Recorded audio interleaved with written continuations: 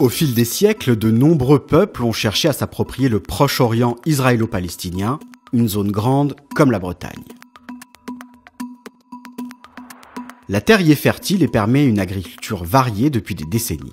Mais ce qui fait de ce territoire un espace convoité, c'est d'abord le fait que c'est ici que se sont déroulés la plupart des événements comptés dans les textes sacrés, chrétiens, musulmans et juifs.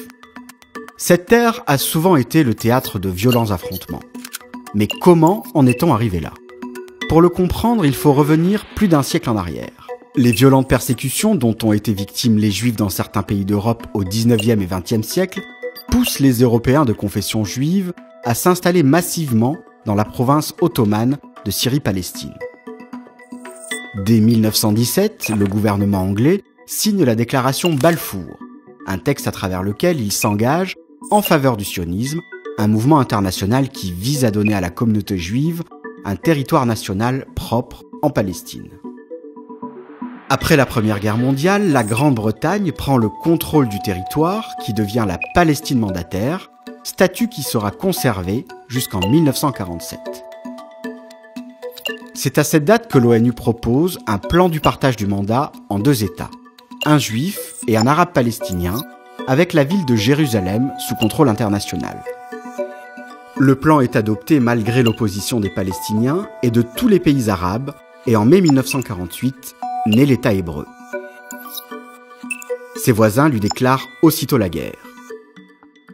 Le conflit permet à Israël de gagner du territoire et force 700 000 Palestiniens à l'exil. Cet événement traumatique restera dans leur mémoire sous le nom de Nakba, la catastrophe. En 1967, une guerre éclair, la guerre des 6 jours, permet à Israël de conquérir Jérusalem-Est, la Cisjordanie, Gaza, le reste de la Palestine mandataire, ainsi que le Sinaï égyptien et le Golan syrien. L'Égypte signe en 1979 une paix séparée avec Israël et récupère le Sinaï. En 1987, les Palestiniens se révoltent contre l'occupation israélienne, c'est l'intifada.